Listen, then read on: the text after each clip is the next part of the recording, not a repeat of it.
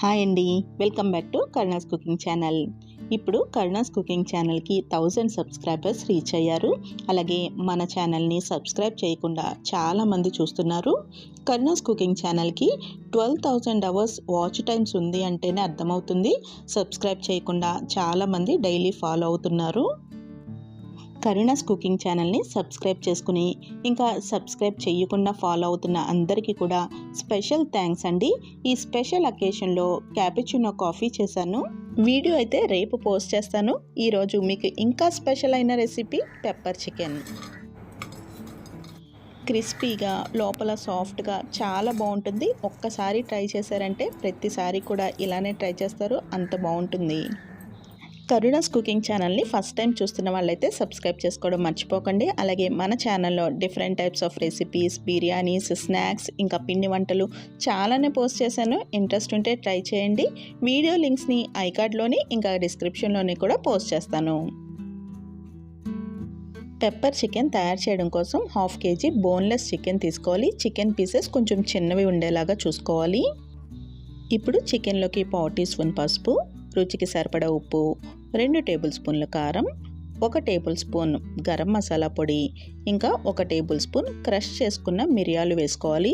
మిరియాలు పొడి వేసుకుంటే బాగోదండి, కొంచెం ఇలా బరకగా ఉన్నట్టుగా వేసుకోవాలి. చిన్నగా కట్ చేసుకున్న పచ్చిమిరపకాయ ముక్కలు, చిన్నగా కట్ చేసుకున్న కరివేపాకు, ఇంకా 1 టీ స్పూన్ వరకు నూనె వేసుకుని కలుపుకోవాలి. ఇప్పుడు దీనిలోకి 1 టీ స్పూన్ వరకు అల్లం వెల్లుల్లి పేస్ట్ కూడా వేసుకుని బాగా కలుపుకుని మూత పెట్టుకుని 1 గంట పాటు నాననివ్వాలి.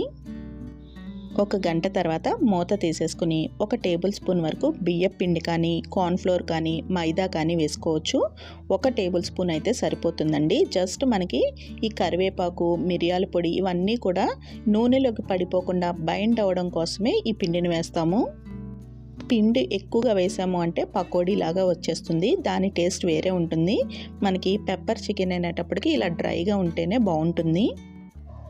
చూసినట్టయితే కరివేపాకు ఇంకా పచ్చిమిర్చి చికెన్కి చక్కగా పట్టుకుని ఉంది కదా, ఇలా ఉండాలి. చికెన్ని రెడీ చేసుకున్న తర్వాత డీప్ ఫ్రై కోసం నూనెని వేడి చేసుకోవాలి. నూనె బాగా వేడిగా ఉన్న దాంట్లో వేసుకుంటేనే మనకి ఈ చికెన్ క్రిస్పీగా వస్తాయి. చికెన్ని ఆయిల్లో వేసిన తర్వాత వెంటనే గట్టి పెట్టి కలపకుండా ఒక వైపున ఫ్రై అయిన తర్వాత అప్పుడు టర్న్ చేసుకుని 2 వైపులా కూడా చక్కగా ఫ్రై చేసుకోవాలి.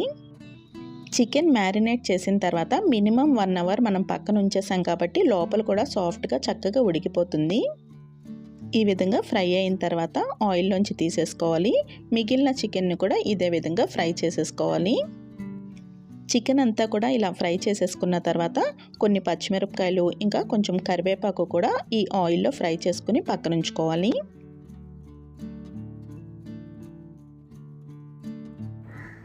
పెప్పర్ చికెన్ రెడీ అయిపోయిందండి. ఈవినింగ్ స్నాక్స్కి చాలా బాగుంటుంది. ఇలా వేడిగా ఉన్న ఈ పెప్పర్ చికెన్ మీద మళ్ళీ కొంచెం పెప్పర్ వేసుకోవాలి. ఎప్పుడు కూడా పెప్పర్ చికెన్లో పొడి వేయకూడదు, ఇలా క్రష్ చేసుకున్నదే వేసుకోవాలి. పైన నూనెలో వేయించుకున్న పచ్చిమిర్చి, కరివేపాకు వేసుకుని ఉల్లిపాయ ఇంకా నిమ్మకాయతో సర్వ్ చేసుకుంటే బాగుంటుంది. మరి స్ట్రీట్ స్టైల్లో పెప్పర్ చికెన్ రెడీ అయిపోయింది. మరి ఈ రెసిపీ మీరు ఒకసారి ట్రై చేసి చూడండి, చాలా బాగుంటుంది. అలాగే రెసిపీ నచ్చినట్టయితే సబ్స్క్రైబ్ చేసుకోవడం మర్చిపోకండి. Thank you for watching Karuna's cooking channel.